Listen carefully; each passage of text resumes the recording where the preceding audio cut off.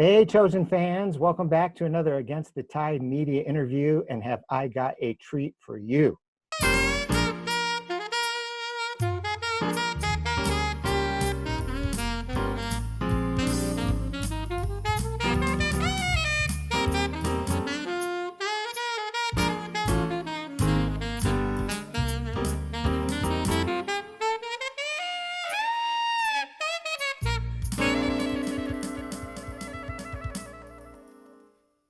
You may not know this, but next to Dallas Jenkins, there is a key man on set without whom things just cannot get done.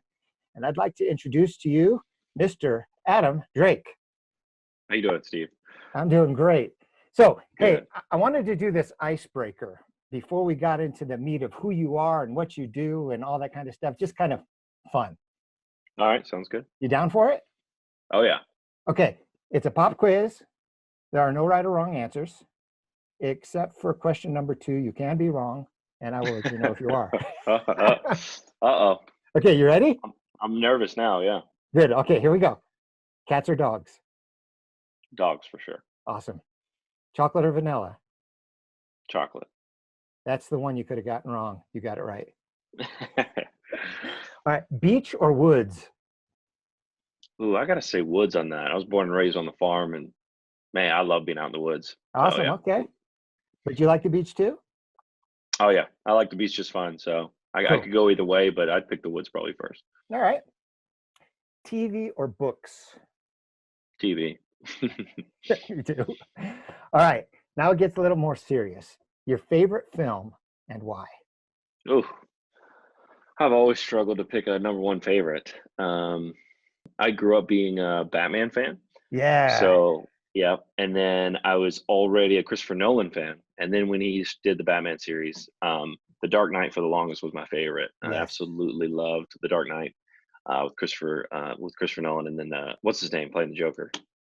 Heath Ledger. Yeah, Yes. that was those scenes were so. I mean, it was just you never seen a superhero movie like that. So for me, even though there's probably a lot of other movies that I would say are better for an overall movie, and it's definitely not your typical film guy choice, but for me it was because it was the first superhero movie just to do it right and felt real, so it was really cool.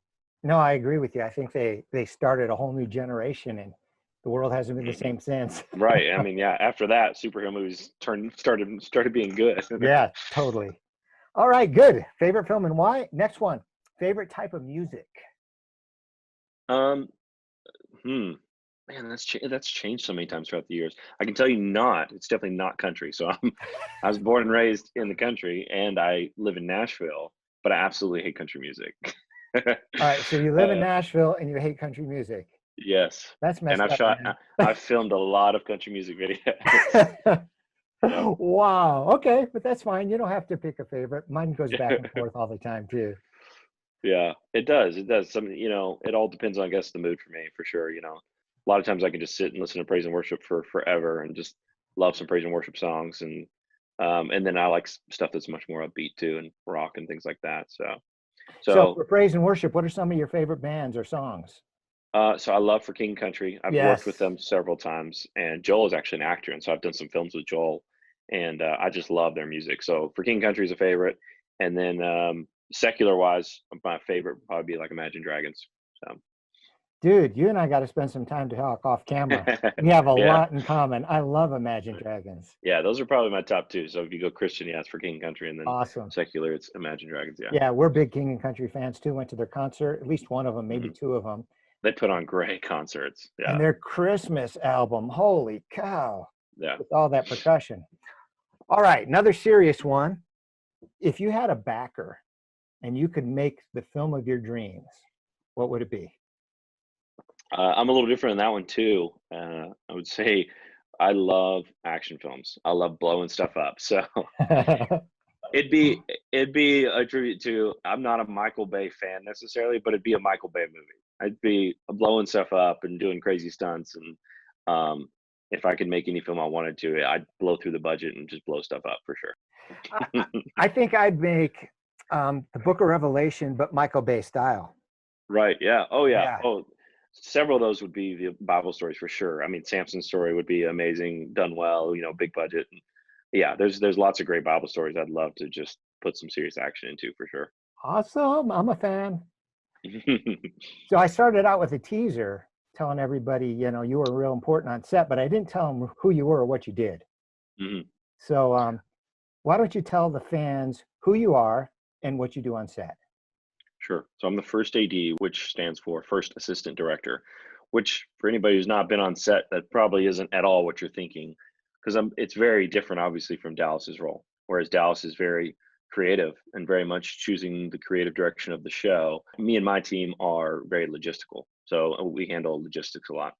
So the first thing I come on to do is the schedule. So Dallas or whoever sends me the script, and then I turn it into a schedule. So they just send me words on a paper that you would see the original script in, and I take that and put it into a program and start putting everything together and spending hours and weeks with it, editing it and pulling it all together and putting scenes where they go. And so we shoot obviously some of the locations, lots of different places, and put them all in the same place and just move everything around and jumble the script all up to where we shoot completely out of order and put it in a schedule that makes sense for our budget.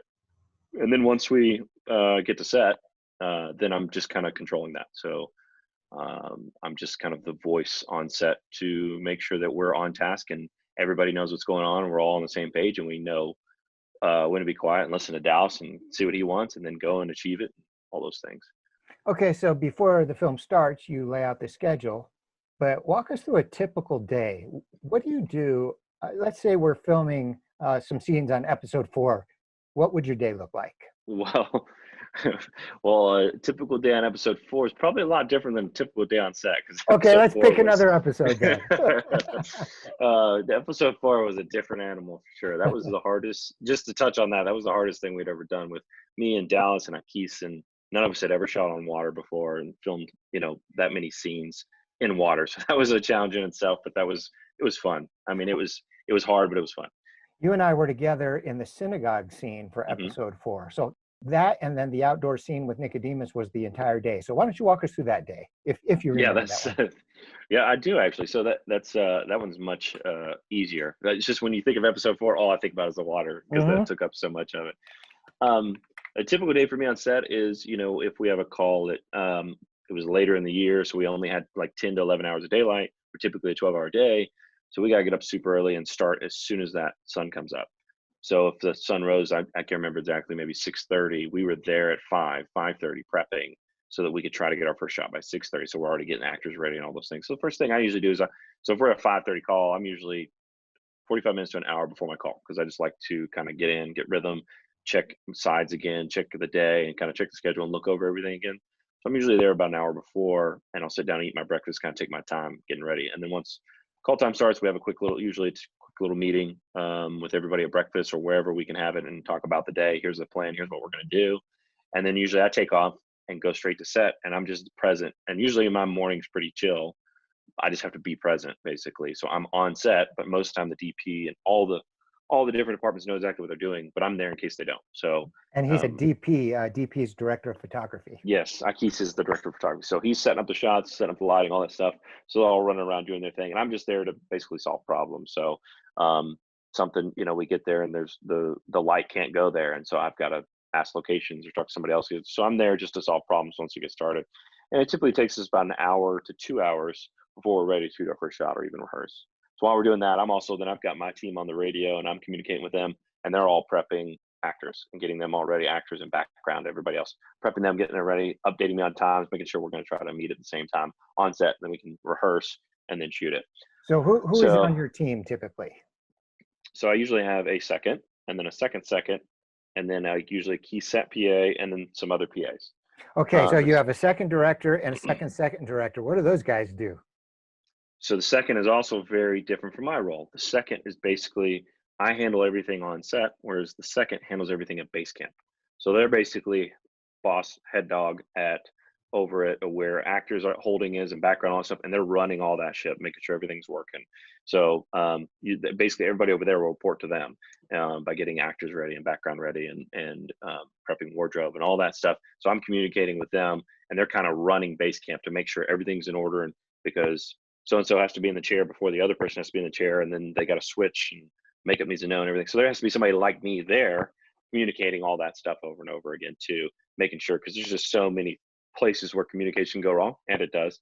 that you just got to try to over communicate as much as possible. So while the second's doing that, the second swings back and forth. The second is basically almost like my assistant. So when first thing in the morning when I'm on set, they're actually probably helping the second. They're prepping, and the second may be focused on first team. First team would be the actors that have dialogue, like the Pharisees that speak and that sort of thing. Whereas all the Pharisees in the background that don't speak would be background. So the second would handle all them typically, or a PA. If I have an extra PA, I usually have a first team runner. I PA, call first production team. assistant. Yeah, production assistant. So I usually have the PA or the second, depending on who's available, running around first team, which is the actors, and then my second focuses on background. So he's getting all the background prepped and ready. He's got other PAs helping him, and then he's the one that would bring them, or he or she. Sorry, it's either one. I'll just say he for all this, but I use he's and she's. um, and of course, my second on The Chosen was a he, so I just naturally say he, and that's what I'm thinking of. So he'd bring background to set, and he's placing them and putting them together. So he wrangles background and puts them in the places and even directs them in the things he wants to do. And basically, he usually makes the first decision, and then he pitches it to Dallas. Says, "Okay, here's what I'm thinking of the background. Here's what I'd like to do." Puts them all in place and goes, "Okay, Dallas, do you like it?" And Dallas will be like, "I hate it," or "Oh yeah, I love it. I love it. Don't change anything." So the second gets to do some creative work on set. Oh, for sure. The second is probably one of the most fun roles on set. I've done it, and it's just a lot of fun because you kind of get to be kind of the good guy for everybody too. And if you get a great group of background people, especially on The Chosen, they're excited to be a part of the project. Then it's so much fun working with them because they're happy to be there. So you're just having a good time with them, and you're helping coach them and giving them some direction. And you get some creative direction on your own too, which is really cool. All right, so some of our fans wrote in some questions for you. This Mhm. one's from Catherine Menning. She said, "How did you find out about this show? Did Dallas or someone reach out to you personally, or did they send out a hiring call?" Yes, Dallas reached out to me personally. There was not a hiring call. Um, so, and I could dive into that a little bit. But Dallas and I know each other for a few years. We met at a film festival. Actually, I was showing my film called Heaven Bound, which is a film I produced. And at the Okay, same time, wait, he was showing. stop right there. You produced a film called Heaven Bound. How do we watch it? Okay, so it's on Amazon. It should be on Prime this week. It's not officially on Prime right now, but you can order it on Amazon. But yeah, it's Heaven Bound. You can find it on Facebook or any of those places, or on Amazon, any of those things. It's a Christian comedy that we made about 3 or 4 years ago, and it's just a fun family film. Pretty cool. So back to how you met Dallas. And by the way, I'm taking notes here because I don't want to forget. I'm going to watch Heaven Bound. Yeah, definitely check it out. It's a fun movie to watch. Do you know Tori Martin? Name sounds familiar. Yeah, a redheaded guy, Mm-hmm. big guy, comedic actor. He was in the Yes, resurrection of Gavin Stone. exactly. That's my connection to Dallas. Gotcha. So that was my first connection. So we can kind of pick up there. So Tori, who did Heaven Bound with me, he wrote it and acted in it, and also helped me produce it. Tori introduced me to Dallas at that film festival. So at that film festival, I was showing Heaven Bound, and he was showing Resurrection of Gavin Stone. Dallas loved Heaven Bound, had great things to say about it. It was really cool. And we watched Resurrection, had great things to say about his film, and we kicked it off pretty well. And Tori told him that I was the first AD, and Dallas had just come off of Resurrection of Gavin Stone, where he had not enjoyed his AD, I guess. And so he was like, "I'm looking for one. I'm looking for a good one." And so we talked a little bit and hit it off pretty well. And but we didn't work together. But then he did actually call me for the Christmas special, the pilot that he did for the Christmas special. He called me and asked me to first that, and but I was already on another film and couldn't do it. So so then when The Chosen came around, he called me again directly. But to give Dallas his credit, he didn't just call me and take a chance on me to come first AD for him for The Chosen, because he knew this was a big project. We have a lot of mutual friends, and he called every single one of them. So he called Tori, he called Gary Wheeler, and lots of other people that Dallas and I are both connected with, and said, "Okay, how is Adam on set? How is he as a first? What's his attitude like? How does he does? What's his bad qualities? What's his good qualities?" And he asked every question under the sun. So he did his due diligence or research before he ever talked to me. And he even called and told me, he said, "I've talked to everybody that knows you." And he said, "And they don't have anything bad to say about you. So, and I like the vibe I get from you. So I guess I have to hire you." And I was like, "Well, That's they're all awesome. lies. I pay all those people to lie for me. So let's do this." Oh man, I can't imagine the risk that Dallas must have felt he was taking, because I mean, The Chosen's no small potatoes, and to Mm. work with somebody fresh on a project like that. Wow. Well, and not just me. He took a huge chance. Also at Keys, he had never worked with the DP, the director of photography. So those are two of the most important roles for Dallas in getting what he wants is the first AD and the DP. And he had not worked with either one of us. Just to give him even more credit, I mean, he just interviewed us both diligently and interviewed people that knew us, both of us, and he did the same thing with the Keys. He's been happy with both. He's been really happy with me, and he was very happy with that Keys. And so it just turned out to be amazing choices, even though he had never worked with either one of us. That's so cool. So I guess there's a good chance you'll be back for season 2, assuming I sure hope so. season 2. Yeah. We have talked about season 2, and so I sure hope so. Yeah. All right. Well, hey, I got another question here. This one comes from Kevin Wyans. He says, which character in The Chosen do you identify with the most? I actually have gotten that question a lot, at least when I talk to people about it. Um, Simon Peter has got to be, I mean, that's just got to be, yeah, that's definitely who I relate with the most on so many levels. The character or the person who plays the character?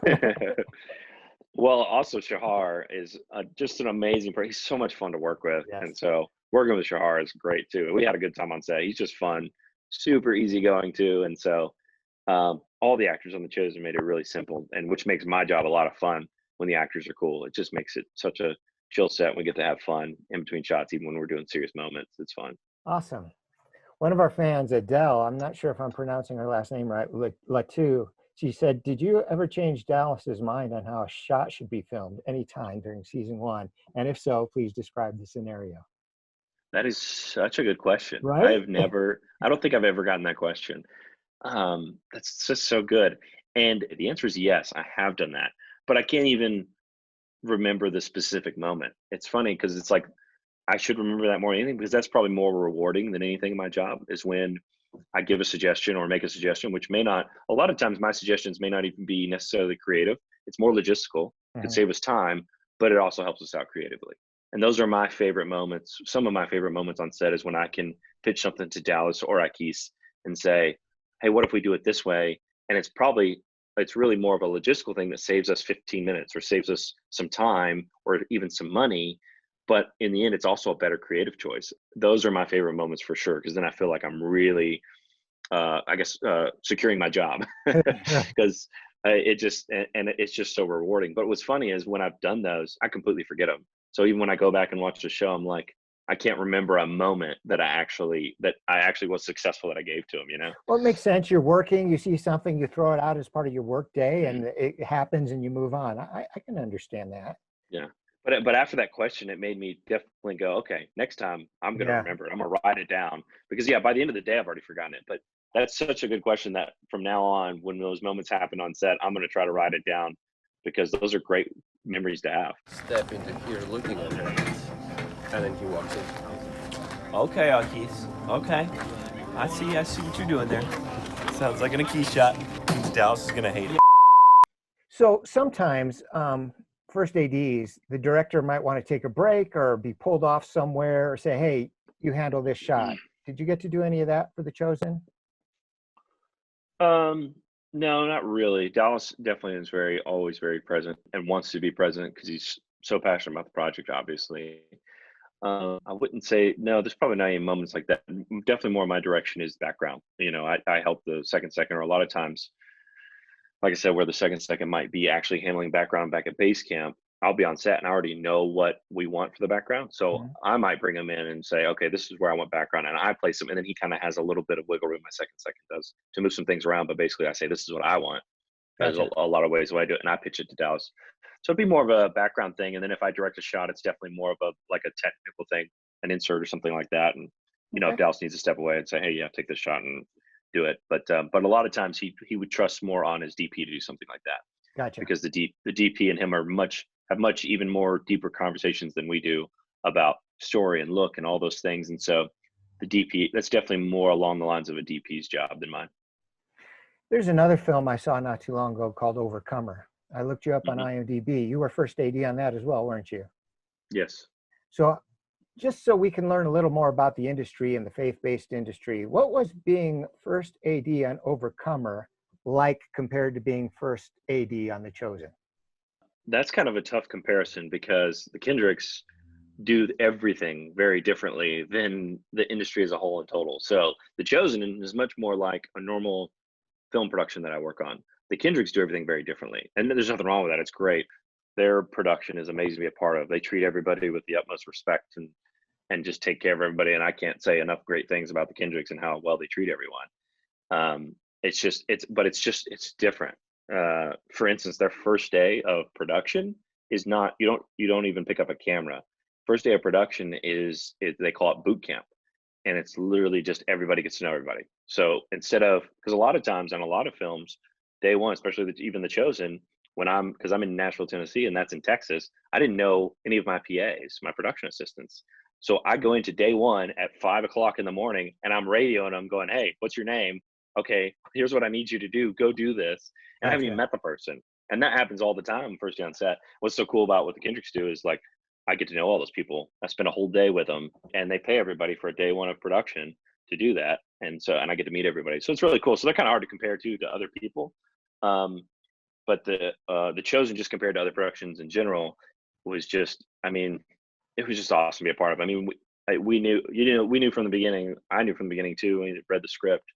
This is such a good script, and once we get started, and just every day on set, and Dallas is super talented, and Keith, our DP, is super talented, and we just had, and then the actors step in, and it's just like bam. It was just, I tell everybody that The Chosen is the best project I've worked on to date, and I just can't say enough great things about it too. And I think that it's because everybody that was on set was so multi-talented and so good. Everybody was so good at their job, the actors, the DP, the crew, every one of the crew members. And so the difference from other sets was just I would say how professional it was. The Chosen. It was just, everybody did a good job, and it was a very professionally made show. And I think that shows, obviously, and it's done really well because it was well done.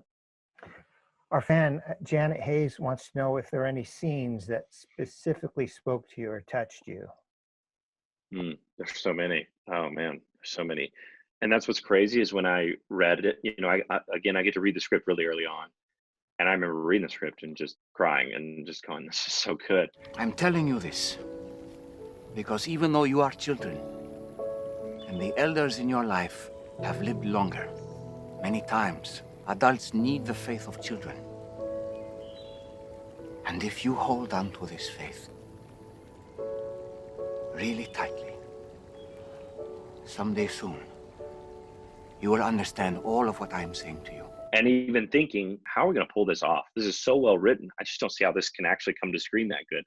But sure enough, it did. Man, there's been so many moments on set. And then again, after I've watched it, I have the whole thing memorized. I know every scene, and I go home and watch it with everybody else at the same time, and still go, "Whew, that was so good," and still cry, and still like seeing it for the first time. But I'd say the most memorable moment for me was on set. It was when we were on the lake, episode 4, when Jesus asked Simon to follow him. My brother and the baptizer. You are the Lamb of God, yes? I am. Depart from me. I am a sinful man. You don't know who I am and the things I've done. Don't be afraid, Simon. I'm sorry. We've waited for you for so long, we believe. But my faith, I'm sorry. Lift up your head, fisherman. So I had a profile view from it like this. I was looking down the beach line or the lake line, and I was probably 20 yards away. So I wasn't even close. In the film, in the show, the camera's like this close on his face. So obviously that's great. You can see all the emotion.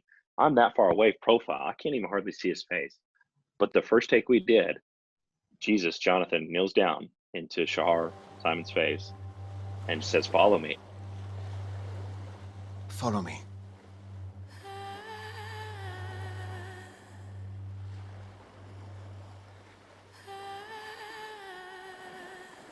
I will. And I just lost it.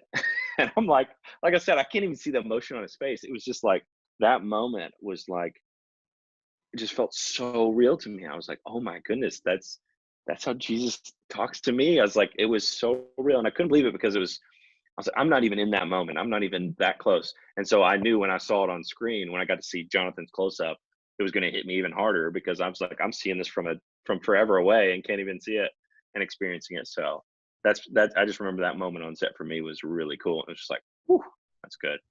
Oh man, that is so cool. Thank you for sharing that. Wow.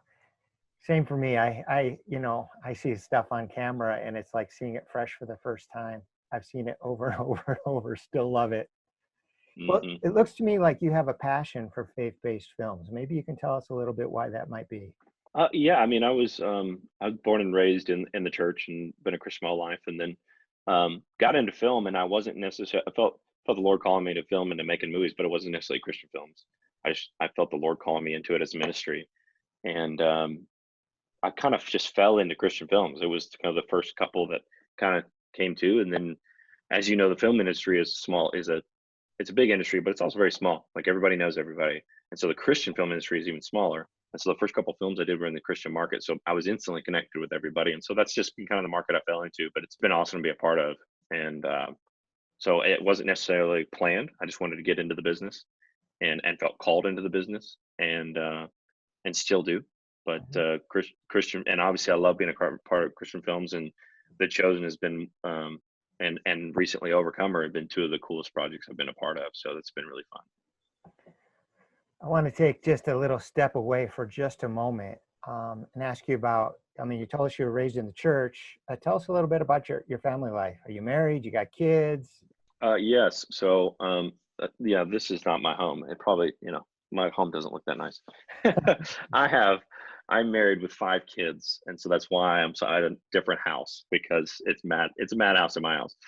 I have 5 under the age of 9. So I have twins Wow. that are 9, and then a 6, 5, and 2. And so yeah, it's fun, silly, crazy at my house. Been married 11 years. Married for 5 years, 0 kids, and then 5 years, 5 kids. That's how quick Wow. we did that. So we Do, adopted twins and had a baby all in the same year. That's a whole nother story. So we'll have to get into that some other time.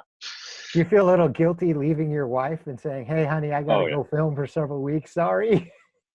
Yeah, everybody we know is, and everybody I know in the film industry is like, I don't understand how your wife does it, and I just go with them. I don't either. She's an absolute superstar. I tell everybody I get to play pretend for a living while my wife does all the work. Yeah. She's doing all the important work at home, raising our kids, and doing what is so important, and doing an incredible job at it when I'm not around. And so, yeah, I couldn't do it without her.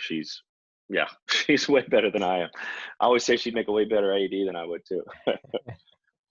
How about personally? What are your hobbies? What do you like to do when you're not doing movie stuff? Yeah, sure. I love basketball. That's all I did, and all I wanted to do was go to the NBA. And I played in college. I played basketball in college, and then once I realized I was too short and white that I wasn't going to make it, I got into film. I I was just actually going to got say, it. I don't recall you being particularly tall. Nope, I'm not tall. I was the shortest guy on my college team every year. That's All 4 cool. You years, the made the shortest team, guy. though. That's pretty awesome. Yeah, I could. I was the white guy that could shoot. But yeah, that was about it. So I actually started about my junior year getting into acting, and did a couple gigs, and that's when the interest peaked. Then I felt God speaking to me and felt like this is exactly what I want to do. I want to create and make my own stuff. I want to make my own films, not just be in them, but I want to make my own stuff too. And that's when I started pursuing behind the camera as well, and jumped into it. So you're an actor, a producer, I'm assuming a writer if you've made your own show. Um, which of these hats, and this is a question from Virginia Himmel, which of those different hats do you find the most challenging? Which are the most rewarding and why? Well, I'm not really a writer. On top of that, I would say that's probably the most challenging because I've tried. Um, I have done several shorts and things like that, but I always hire somebody to help me write or bring somebody on, and I basically pitch ideas and they write. Putting pen to paper and actually putting the script together has not gone well for me. So I'm definitely don't claim to be a writer, but I kind of started out doing my own stuff, lots of like little commercials and music videos. Being in Nashville, there's a lot of production like that. So I kind of did a little bit of everything. I'm editing, I'm shooting, and all those things. And so I was doing a little bit of everything back when I first started. And then when I actually got into films, I actually started out in camera. Really enjoyed it, but then I kind of fell into the first ADing role that I do now and really just loved it. And so yeah, I've done a little bit of everything.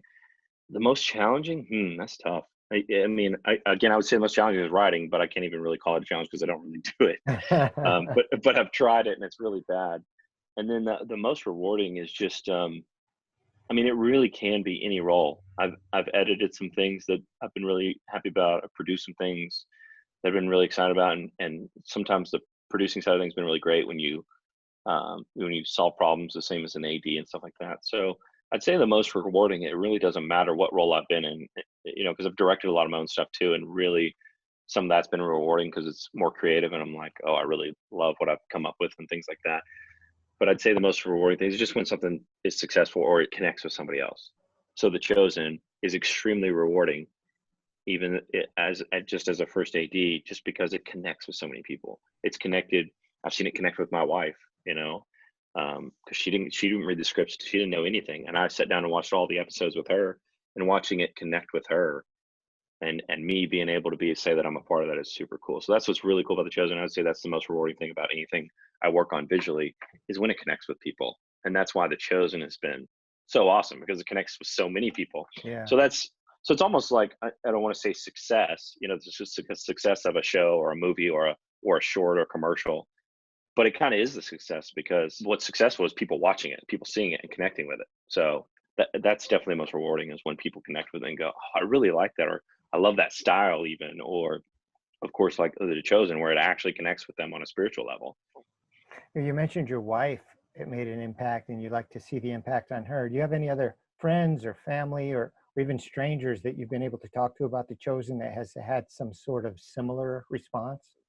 Oh, countless. I can't even tell them all to you. I actually just messaged Dallas a couple days ago and told him, I said, just wanted to kind of congratulate him. I was like, dude, I'm starting to get messages from all kinds of people saying, hey, we checked out the people that I barely know, people that I went to high school with and I haven't talked to since high school 20 years ago, 5 years ago. I'm just, I was 5 years.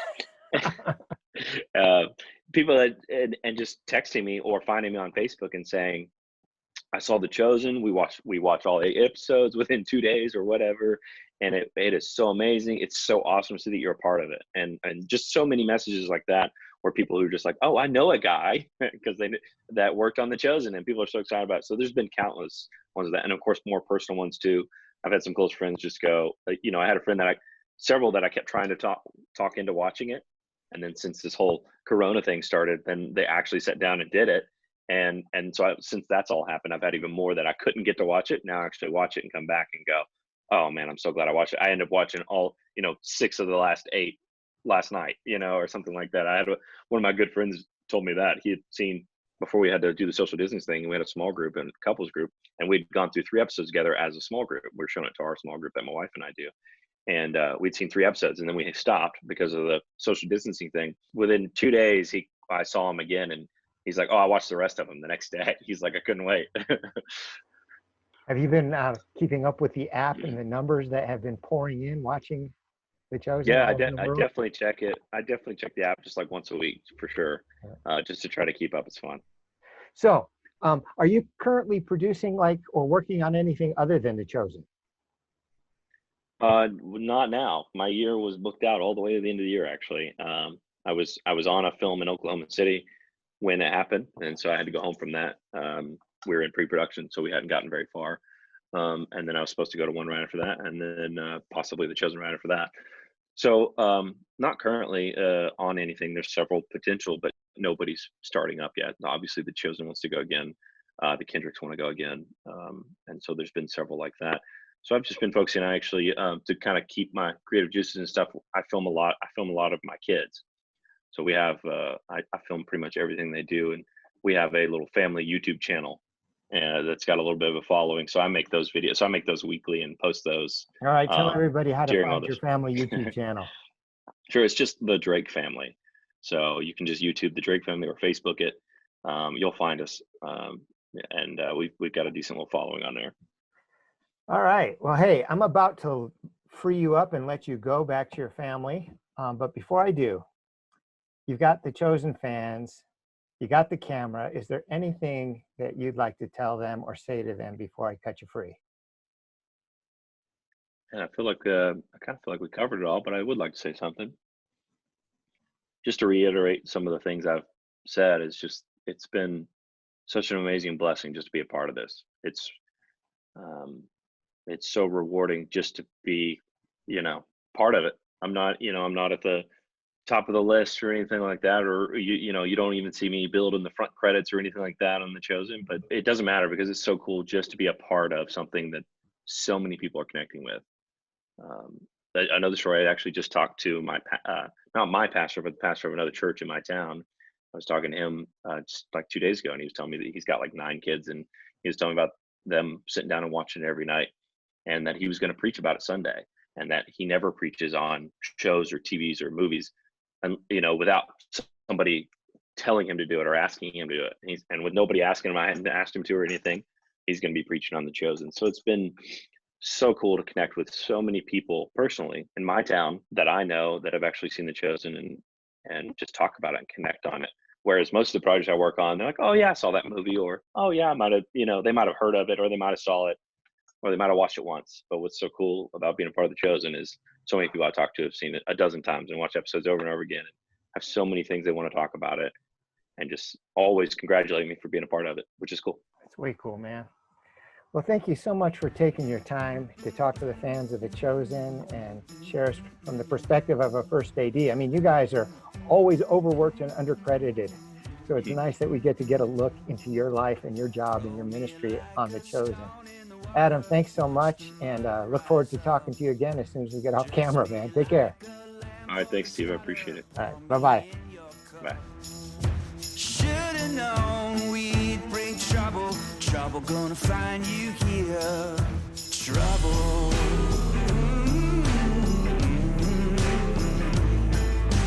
Trouble.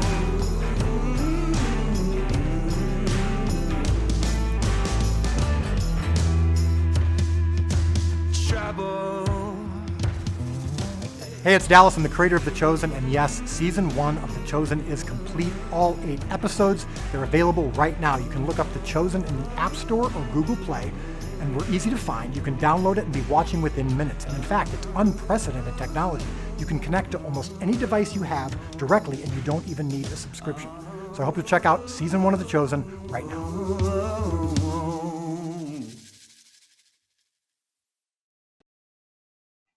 Enjoy doing it, but it's all good. Yeah. Okay, so if you're an actor, so if you feel a flub, just give a couple beats to give the editor some time to clean things up, and I'll try to do the same on my end. Sound good? Sure. Yeah. All right, so what I'll do, I've got it recording now, but I will do an intro. All right. And Sounds so good. if you just stand by, I'm going to have the screen come to me. There we go. And here we go. Oh, we're a little behind. We'll be all right though. We'll make it up. How do we make up for it? We move faster. Is it that simple? It is. Sometimes it is that simple. We have to make certain sacrifices, or make things work in one shot instead of 2, and things like that. And so, Keith has to make sacrifices visually, and Dallas has to make sacrifices story-wise sometimes, and we just make it work. Of the 2, who sacrifices more easily? Oh, definitely Dallas. That goes for almost any movie. Those DPs, they don't like to sacrifice. Well, excuse me.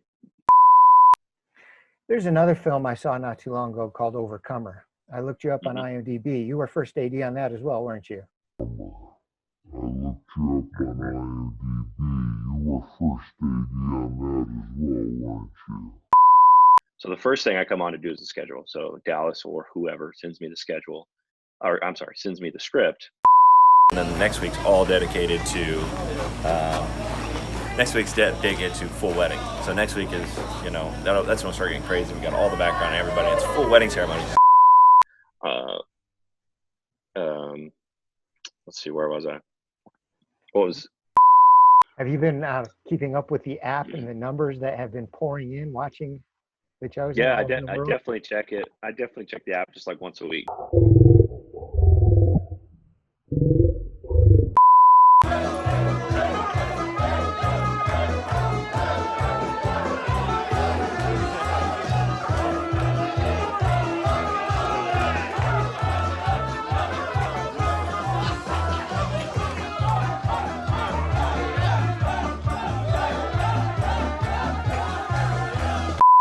which of those jobs, producer, actor, Yeah. director, do you find the most challenging, the most rewarding, and why?